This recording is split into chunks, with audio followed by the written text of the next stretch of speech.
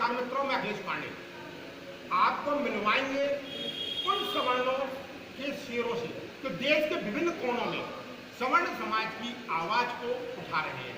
ऐसे ही आज के क्रम में आपको हम परिचय कराएंगे रोमित ठाकुर से।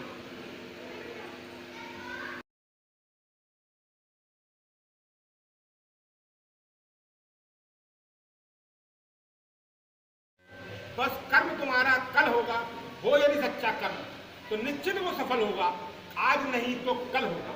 ये लाइनें हमारे हिमाचल के भाई रोमित भाई पर सजीव उतरती हैं। कौन है रोमित भाई? इनको जानने के लिए हम आपको बताते हैं 1983 में हिमाचल के एक साधारण परिवार में जन्मे रोमित भाई, जिन्होंने समाज की आवाज उठाने के लिए संघर्ष का पथ अपनाया। समाज के लिए उन्होंने अपना सर्वस्व जीवन निछावर कर दिया। इसी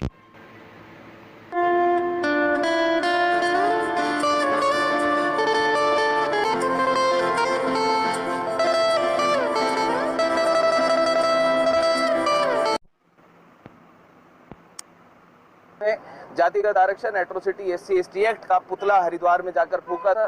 तो इस बार हम लोग दहन करने के लिए जा रहे हैं इन बुरी नीतियों का, बुरी योजनाओं का, इन कुरीतियों का, जिन्होंने इस हिमाचल प्रदेश, इस देश अपितु पूरे के पूरे देश के युवाओं के पैरों में आरक्षण की बेड़ियां उठाने के लिए हिमाचल में एक सवर्णों का संगठन बनाया।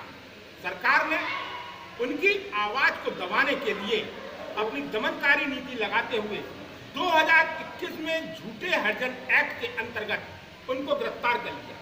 पर हमारे रोमित भाई हार नहीं माने। क्षत्रिय कुल में जन्मे सवर्ण शेर ने बात ठान ली। उन्होंने कहा, हार नहीं मानूंगा, रार नहीं ठानूंगा, काल के कपाल पर लिखता हूं, मिटाता हूं, पर गीत नया गाता हूं।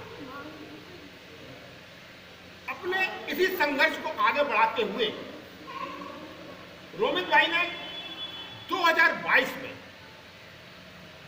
वर्षों से शोषित और उपेक्षित पड़े सवर्ण समाज को जगाने के लिए एक राजनीतिक संगठन का गठन किया। बड़े बड़े आंदोलन होकर इस हिमाचल प्रदेश में समाप्त हो गए, लेकिन हिमाचल प्रदेश के स्वर्ण समाज को आज तक सही दिशा कोई नहीं दे पाया। इस हिमाचल प्रदेश में ही नहीं, पूरे के पूरे देश में हिमाचल प्रदेश का स्वर्ण समाज एक ऐसा है जिसने अपने लिए राजनीतिक विकल्प तैयार किया।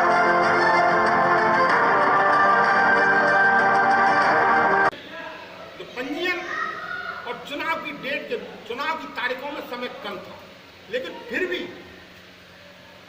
कई स्थानों पर पार्टी ने चुनाव लड़ा और कई राजनीतिक नेताओं के छक्के छुड़ा दिए। चुनाव के बाद भी रोमित भाई हार नहीं माने। उन्होंने आज हिमाचल में सवर्णों को जगाने के लिए 100 दिन की अन्न त्याग यात्रा चालू करी। के बाद स्वर्ण समाज को दोनों दल भूल गए। ऐसे में राष्ट्रीय देवभूमि पार्टी के द्वारा 100 दिन की अन्न त्याग यात्रा की जा रही है, ताकि इन राजनीतिक दलों से स्वर्ण के हितों की रक्षा की जा सके। 100 दिन की ये यात्रा शुक्रवार को ढालपुर पहुंची, जहां पर पार्टी के कार्यकर्ताओं के द्वारा यात्रा में शामिल राष्ट्रीय अध्यक्ष रोमित सिंह ठाकुर का स्वागत किया गया। वहीं ढालपुर से लेकर रामशीला तक एक रैली भी निकाली गई और कांग्रेस सरकार से मांग रखी गई कि स्वर्णों के हितों को लेकर भी जल्द से जल्द कानून बनाए जाए। इसके अलावा जातिगत आरक्षण को भी खत्म किया जाए। पार्टी के राष्ट्रीय अध्यक्ष रोमित सिंह ठाकुर ने बताया कि पूर्व की भाजपा सरकार ने भी स्वर्ण समाज को वोट बैंक की तरह प्रयोग में लाया और स्वर्ण आयोग की मांग को पूरा नहीं कर पाए। वहीं कांग्रेस सरकार ने भी सत्ता में आते ही स्वर्ण समाज के बच्चों के हक छीन लिए। इसके अलावा जातिगत आरक्षण और एट्रोसिटी एक्ट को भी सरकार के द्वारा बढ़ावा दिया जा रहा है। इन सभी मुद्दों को लेकर पार्टी के द्वारा सोलन के कुनिहार से ये 100 दिन की अन्न त्याग यात्रा शुरू की गई है। वहीं 5 सितंबर को इस यात्रा का समापन किया जाएगा। और अगर सरकार जनता के पास रोने लग जाएगी तो जनता किसके पास रोएगी?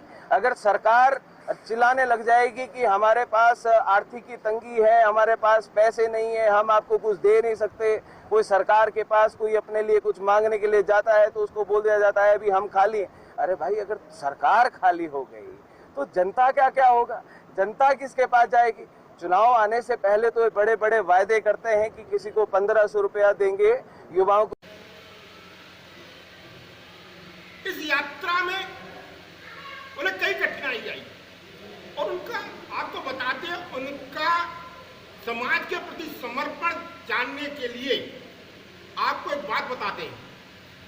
जब उन्होंने यात्रा अपनी प्रारंभ की थी तो उनकी पत्नी का एक्सीडेंट हो गया, लेकिन रोमित भाई ने परिवार में जाना या परिवार के लिए इस यात्रा को त्यागना उचित नहीं समझा।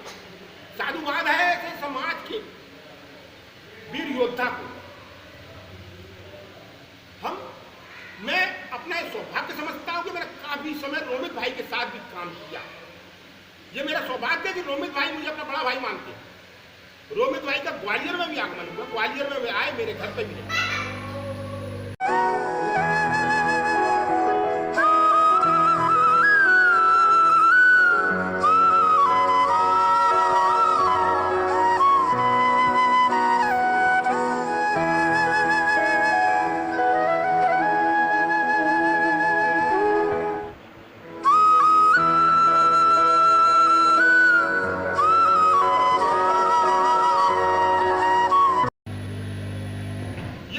कैसा लगा?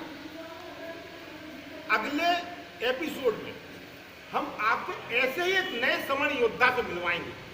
1990 से मेरे साथ एक साई की तरह